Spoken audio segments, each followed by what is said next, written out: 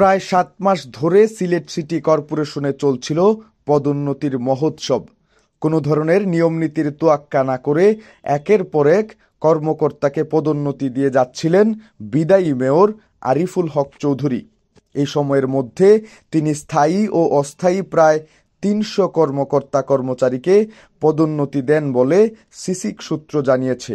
তবে বিধি বহির্ভূতভাবে পদোন্নতি দেওয়ায় ফেঁসে যেতে পারেন এমন আশঙ্কায় দায়িত্ব হস্তান্তরের দিন সকালে তিনি এসব নিয়োগ স্থগিত করে যান। এসব পদোন্নতির বিপরীতে নগর ভবনে কয়েক কোটি টাকার লেনদেন হয়েছে বলেও গুঞ্জন রয়েছে। সিসিক সূত্র জানায়, গত ১০ বছরে নগর ভবনে মেয়র আরিফুল হক চৌধুরীকে ঘিরে একটি সিন্ডিকেট গড়ে ওঠে। তার আস্থাভাজনরাই অস্থায়ী ভিত্তিতে কর্মকর্তা কর্মচারী নিয়োগ ও অভ্যন্তরীণ বদলির নামে বাণিজ্য করে আসছিলেন। চলতি বছরের এপ্রিল মাসে ওই সিন্ডিকেটের সদস্যরা নিয়োগ বাণিজ্যের পরিকল্পনা নেন। মেয়রকে ম্যানেজ করে তারা শুরু করেন পদোন্নতি বাণিজ্য। পদোন্নতির বিনিময়ে অনেকের কাছ থেকে সর্বনিম্ন ২ লাখ থেকে সর্বোচ্চ ৫ থেকে ৬ লাখ টাকা নেওয়া হয় বলেও অভিযোগ রয়েছে। গত ৭ মাস ধরে নগর ভবনে এভাবে পদোন্নতির মহোৎসব চলে। অনেক উপসহকারী প্রকৌশলীকে সহকারী প্রকৌশলী, সহকারী প্রকৌশলী থেকে নির্বাহী প্রকৌশলী, নির্বাহী প্রকৌশলীকে তত্ত্বাবধায়ক প্রকৌশলী, কার্য সহকারী থেকে উপসহকারী এবং সুপারভাইজার থেকে প্রশাসনিক কর্মকর্তা পদে পদোন্নতি দেওয়া হয়।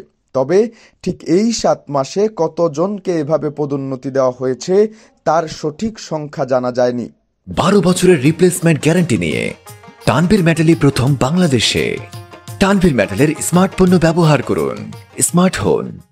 গত ৯ নভেম্বর নগর ভবনে এক সাংবাদিক সম্মেলনে নতুন দায়িত্ব গ্রহণ করা মেয়র আনোয়ারুজ্জামান চৌধুরীর কাছে পদোন্নতির ব্যাপারে জানতে চাইলে তিনি জানান, সাবেক মেয়র প্রায় ৩০০ জনকে পদোন্নতি দিয়েছিলেন, কিন্তু যাওয়ার সময় তিনি সেগুলো বাতিল করে গেছেন। বাতিলের বিষয়টি সাবেক মেয়র আরিফুল হক চৌধুরী তাকে ফোনে জানিয়েছেন।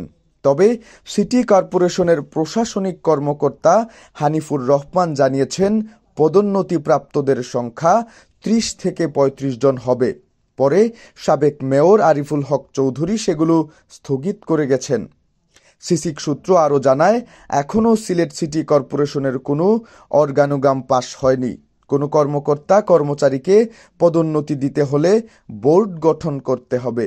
বোর্ড বা কমিটি বসে পদোন্নতির বিষয়টি চূড়ান্ত করবে। প্রয়োজনে তারা পরীক্ষাও নিতে পারে। কিন্তু আরিফুল হক চৌধুরী পদোন্নতির চিঠি ইস্যুর ক্ষেত্রে সে নিয়ম অনুসরণ করেননি। এছাড়া পদোন্নতির ক্ষেত্রে তিনি শুভঙ্করের ফাঁকিরও আশ্রয় নিয়েছেন। পদোন্নতিপত্রে তিনি উল্লেখ করেন, পদোন্নতি দেওয়া হলেও সংশ্লিষ্ট কর্মকর্তা আগের গ্রেড অনুযায়ী বেতন ও আর্থিক সুবিধা পাবেন। মূলত নগর ভবন কেন্দ্রিক গড়ে ওঠা সিন্ডিকেটকে পদোন্নতির নামে কোটি কোটি টাকা হাতিয়ে নিতেই আরিফুল হক চৌধুরী পদোন্নতির এই নাটক সাজিয়েছেন বলে মনে করছেন নগর ভবনের অনেকেই। এদিকে যারা টাকা দিয়ে পদোন্নতি নিয়েছিলেন তাদের এখন মাথায় হাত পড়েছে। যাদের মাধ্যমে টাকা দিয়েছিলেন তাদের কাছ থেকে ধৈর্য ধরার পরামর্শ ছাড়া আর কোনো আশ্বাস মিলছে না। সূত্র আরও জানায়, আপগ্রেড বেতন স্কেল ছাড়া পদোন্নতি দিয়ে সাবেক মেয়র আরিফুল হক চৌধুরী মূলত পদোন্নতিপ্রাপ্তদের উচ্চ আদালতের দিকে ঠেলে দিতে চেয়েছিলেন। আদালতের রায়ে যাতে পদোন্নতি ও বেতন আপগ্রেড হয় সেটিই তিনি চেয়েছিলেন। কিন্তু পদোন্নতির প্রক্রিয়াটি বিধি বহির্ভূত এবং এই ঘটনায় নিজে ফেঁসে যাওয়ার ভয়ে দায়িত্ব হস্তান্তরের দিন সকালেই তাড়াহুড়ো করে সার্কুলার জারি করে পদোন্নতি স্থগিত করেন। এ প্রসঙ্গে জানতে সাবেক মেয়র আরিফুল হক চৌধুরীর সাথে কয়েকবার যোগাযোগের চেষ্টা করা হলে তিনি ফোন রিসিভ করেননি। তবে নতুন দায়িত্বপ্রাপ্ত মেয়র আনোয়ারুজ্জামান চৌধুরী প্রায় ৩০০ কর্মকর্তা কর্মচারীর পদোন্নতি বাতিলের বিষয়টি নিশ্চিত করেছেন।